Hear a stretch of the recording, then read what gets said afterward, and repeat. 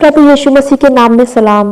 यीशु मसीह का नाम तो इस दुनिया में सब लोग जानते हैं, लेकिन आज इस वीडियो के माध्यम से हम यीशु मसीह के बारे में थोड़ा और जानेंगे, जैसे कि यीशु मसीह का जन्म कैसे हुआ था और उन्हें परमेश्वर का इकलौता बेटा क्यों कहा जाता है।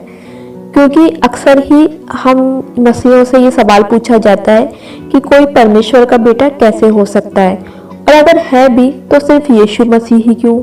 सब मनुष्यों को परमेश्वर ने ही बनाया है और हम सब भी परमेश्वर की ही संतान हैं, तो फिर सिर्फ यीशु मसीह को ही परमेश्वर का बेटा क्यों कहते हैं। हम यूहन्ना रचित सुसमाचार के पहले अध्याय में पढ़ेंगे। वहां पहले वचन में लिखा है, आदि में वचन था और वचन परमेश्वर के साथ था और वचन परमेश्वर था। हम जानते हैं कि परमेश्वर पिता के मुंह से निकले हर वचन में बहुत सामर्थ होती है। परमेश्वर पिता ने अपने वचन के द्वारा ही सारी सृष्टि की रचना करी है। परमेश्वर पिता ने बोला कि उजियाला हो जा, तो उजियाला हो गया। परमेश्वर पिता ने कहा कि जल अलग होकर दो भाग हो जा, तो वैसा ही हो गया और आसमान बन गया। परमेश्वर के बोलने ही से जमीन बन गई। चांद, तारे, सूरज, ग्रह, पेड़ पौधे, जीव जंतु, पक्षी, जानवर सब बन गए। ये सारी चीजें, ये सारी सृष्टि परमेश्वर ने अपने मुंह से वचन बोलकर ही बनाई थी, क्योंकि परमेश्वर पिता के वचन में बहुत सामर्थ होती है। एक दिन परमेश्वर का यही वचन पहुंचा बैतलहम की एक कुंवारी लड़की मरियम के पास, जिसकी मंगनी दाऊद के घराने के यूसुफ नाम के एक आदमी से हो गई थी। मगर मरियम और यूसुफ के साथ होने से पहले ही एक दिन जिब्राइल स्वर्गदूत ने मरियम को दर्शन देकर कहा कि तू धन्य है, जिस पर परमेश्वर का अनुग्रह हुआ है। यह सुनकर मरियम डर गई। तब जिब्राइल फरिश्ते ने आगे बताया कि देख, तू गर्भवती होगी और तेरे एक पुत्र उत्पन्न होगा, तो उसका नाम यीशु रखना। वो महान होगा और परम प्रधान का पुत्र कहलाएगा। तब मरियम ने उस फरिश्ते से कहा कि मैं तो कुंवारी हूँ और किसी पुरुष को जानती ही नहीं, तो फिर ऐसा कैसे होगा। तब स्वर्गदूत ने उसको उत्तर दिया कि पवित्र आत्मा तुझ पर उतरेगा और परम प्रधान की सामर्थ तुझ पर छाया करेगी, इसलिए वो पवित्र जो उत्पन्न होने वाला है परमेश्वर का पुत्र कहलाएगा। और मरियम ने परमेश्वर के अनुग्रह को अनुभव किया और वो परमेश्वर पर इतना विश्वास करती थी कि उसने अपना शरीर, प्राण और आत्मा को परमेश्वर की योजना पूरी करने के लिए समर्पित कर दिया। और वो स्वर्गदूत से बोलती है कि मुझे तेरे वचन के अनुसार हो। और जैसे ही उसने अपने आप को परमेश्वर की इच्छा के लिए समर्पित किया, वैसे ही वो परमेश्वर की आत्मा की सामर्थ्य से गर्भवती हो गई।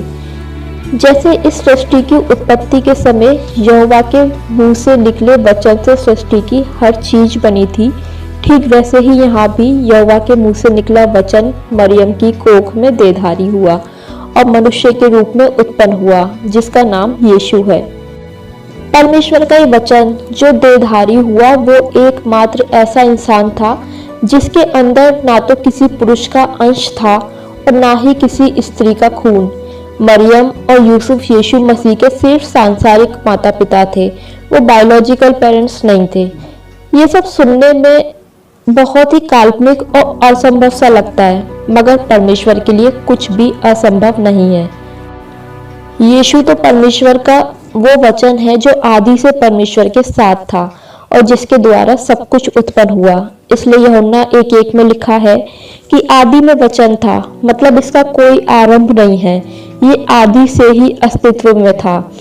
हम जितने भी पीछे की कल्पना कर सकते, उतने पीछे भी यीशु मसीह वचन के रूप में अस्तित्व में थे। उनकी कोई सृष्टि नहीं की गई, उसका कोई आरंभ नहीं था। जब से परमेश्वर है तब से ही परमेश्वर का वचन है। इसलिए लिखा है कि वचन परमेश्वर के साथ था और वचन परमेश्वर था, यही आदि में परमेश्वर के साथ था। जी हाँ, ये सच है कि धरती पर इंसान के रूप में जन्म लेने से पहले यीशु मसीह स्वर्ग में दृश्य या अदृश्य रूप में परमेश्वर के साथ थे। यूहन्ना 6:38 में यीशु मसीह खुद ये बात बोलते हैं कि मैं अपनी इच्छा नहीं वरन अपने भेजने वाले की इच्छा पूरी करने के लिए स्वर्ग से उतरा हूँ। मतलब कि धरती पर आने से पहले यीशु मसीह स्वर्ग में वचन के रूप में काम करते थे और परमेश्वर पिता के साथ थे, और परमेश्वर पिता ने यीशु के जरिए ही बाकी सब प्राणियों की और सारी चीजों की सृष्टि की। कुलूसियों के पहले अध्याय के 15-16 वचन में लिखा है, वो तो अदृश्य परमेश्वर का प्रतिरूप और सारी सृष्टि में पैलौठा है, क्योंकि उसी में सारी वस्तुओं की सृष्टि हुई, स्वर्ग की हो अथवा पृथ्वी की, देखी या अनदेखी, क्या सिंहासन, क्या प्रभुताएं, क्या प्रधानताएं, क्या अधिकार, सारी वस्तुएं उसी के द्वारा और उसी के लिए सृजी गई हैं। इस तरह से स्वर्ग में यीशु मसीह परमेश्वर पिता का वो वचन थे जो स्वर्गदूतों से बातें करते थे और सृष्टि की उत्पत्ति के बाद इंसानों से भी बातें करते थे। वो परमेश्वर पिता की आज्ञाएं, परमेश्वर पिता की बातों को मनुष्यों तक पहुंचाते थे। आपको याद होगा कि वो मलिकिसिदक याजक के रूप में अब्राहम से मिले और उसे परमेश्वर की ओर से आशीर्वाद दिया। यीशु ने ही याकूब के साथ मलयुद्ध करके उसे भी आशीर्वाद दिया और उसके साथ वाचा बांधी थी। यीशु मसीह ने ही इजरायलियों को मिस्र की गुलामी से लौटते वक्त 40 साल तक जंगल में रास्ता दिखाया था। पहला कुरिन्थियों 10:4 में लिखा है, उन सब ने एक ही आत्मिक जल पिया, क्योंकि वो उस आत्मिक चट्टान से पीते थे जो उनके साथ साथ चलती थी, और वो चट्टान मसीह था। इसी तरह से दानियल के दोस्त शद्रक, मेशक और अबेदनगो को भी जब आग के धधकते हुए भट्टे में डाला गया तो वहां उनके बीच भी परमेश्वर का पुत्र यीशु मसीह मौजूद थे। मगर बाद में मानव जाति के उद्धार के लिए, परमेश्वर की योजना को पूरा करने के लिए यीशु मसीह स्वर्ग से उतरे और एक साधारण मनुष्य की तरह जीवन जिया, ताकि परमेश्वर के स्वभाव को और परमेश्वर की बातों को हम मनुष्यों के बीच में प्रकट कर सकें।